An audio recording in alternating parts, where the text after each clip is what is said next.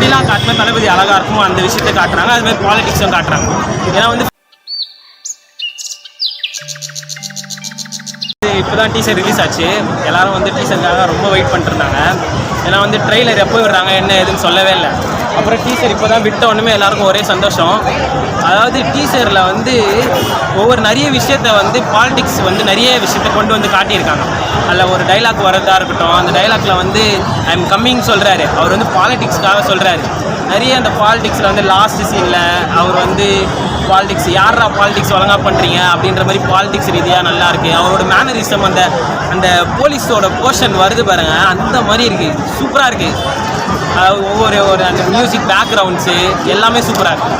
இது வந்து அவரோட கடைசி படம். இது வந்து சாதாரண படம் மாதிரி இருக்குமா இல்லை ஒரு பொலிட்டிக்கல் படம் ஃபுல்லாகவே இருக்குமா? இது வந்து ரெண்டும் மிக்சடாக இருக்கும். இப்போ வந்து தளபதியோட மேனரிசம் காட்டுறது, தளபதியோட அதாவது ஃபுல்லாகவே வந்து தளபதி வந்து எப்படிலாம் காட்டினா தளபதி அழகாக இருக்குமோ அந்த விஷயத்தை காட்டுறாங்க. அதுமாதிரி பாலிடிக்ஸும் காட்டுறாங்க. ஏன்னா வந்து ஃபுல்லாகவே தளபதியோட இப்போ வினோத் சொன்ன மாதிரி இது வந்து தளபதி படம் ஃபுல்லாக தளபதியோட இதுவாக இருக்கும் அப்படின்னு சொல்லியிருக்காருல. அது வந்து தளபதியாகவும் இருக்கும், ஒரு நல்ல கருத்தும் கொண்டு வராங்க அப்படின்ற மாதிரி. இந்த படத்தை அவரை டாமினேட் பண்ணுற மாதிரியான நிறையா அடுத்த படத்தை இருக்கிறாங்க போட்டிக்கு. அவர் அதாவது இவரோட படத்துக்கு எத்தனை படம் அந்த நேரத்தில் விட்டாலுமே ஃபுல்லாகவே தளபதி. இப்போ நீங்கள் loyal most of fan base பார்த்தீங்கன்னா தளபதி விஜய்க்கு தான் அதிகம். ஏன்னா அவ்வளோ வந்து எப்படி சொல்கிறது, அவ்வளோ வந்து இப்போ அவர் தான் நம்பர் 1 அந்த டாப்பில் உச்சத்தில் இருக்கார். எல்லா படத்துலையும் எது விட்டாலும் அவருக்கு தான் ஜெயிக்கும். கலெக்ஷன் வந்து யாரையும் தடுக்கவே முடியாது. இப்போ அரசியலுக்கு வர்றது அவர் சுயநலமா இல்லை பொதுநலமா நினைக்கிறீங்க? அவர் வந்து இங்கே இருக்கிறது வந்து 275 crores அவருக்கு சம்பளம். அதாவது இதெல்லாம் விட்டு அவர் வரணும்னு அவசியமே இல்லை. இவங்க வந்து ஒழுங்காக வந்து பாலிடிக்ஸில் லீட் பண்ணிட்டு போனால் அவர் ஏன் இங்கே வர போகிறார் சொல்லுங்கள்? அவர் வந்து வராருன்னா இப்போ வந்து இவ்வளோ வருஷம் வந்து மக்கள் தான் அவரை பார்த்தாரு. அவங்க வந்து இவ்வளோ லெவலுக்கு அவரை கொண்டு வந்திருக்காங்க. ஓகேங்களா?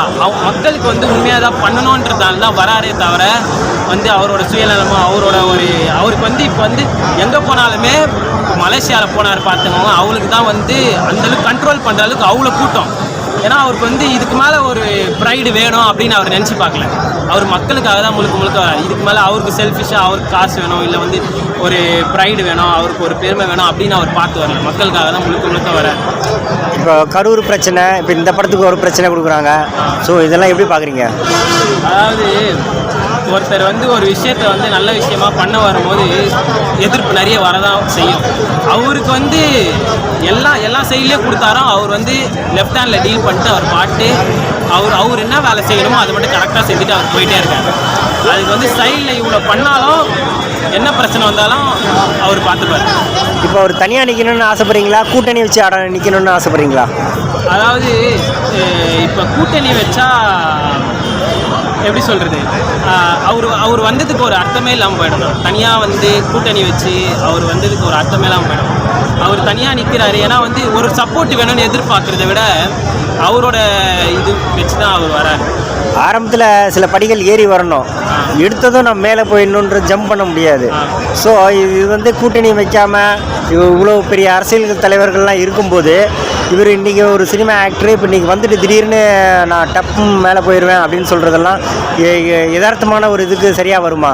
நான் இப்போ வந்து உதயநிதி ஸ்டாலின் கூட அவங்கள பார்த்தா கூட அவரும் வந்து டக்குன்னு வந்தார். இப்போ பார்த்தா டெப்டி சிஎம் ஆகிட்டார். அதாவது அவருக்கு இன்னும் எக்ஸ்பீரியன்ஸ் வந்து விஜயனுக்கு வந்து கொஞ்சம் கொஞ்சமாக அவர் கெயின் பண்ணிட்டு வராரு. ஓகேங்களா? இவ்வளோ வருஷமாக இவங்களே வந்து பார்த்தாங்க, இவங்களே வந்து ஆட்சி இது பண்ணாங்க. இவருக்கு ஒரு வாய்ப்பு கொடுத்து பாருங்களேன். ஏன்னா புதுசாக வந்து ஒரு மாற்றத்தை கொண்டு வரணும். ஏன்னா மக்களோட விஷயம் ஃபுல்லாகவே வந்து மக்கள் வந்து எதிர்பார்ப்பே வந்து இப்போ விஜய் வரணுன்றது தான். ஏன்னா வந்து இப்போ நம்ம ஓட்டு போட போகிறதே மக்களோட ஒரு ஆட்டை வச்சு பார்த்து தான் போட போகிறாங்க. மக்களுக்கு என்ன விருப்பமோ அது அவங்க வந்தால் நல்லா இருக்கும்னு எல்லாரும் எதிர்பார்க்குறாங்க.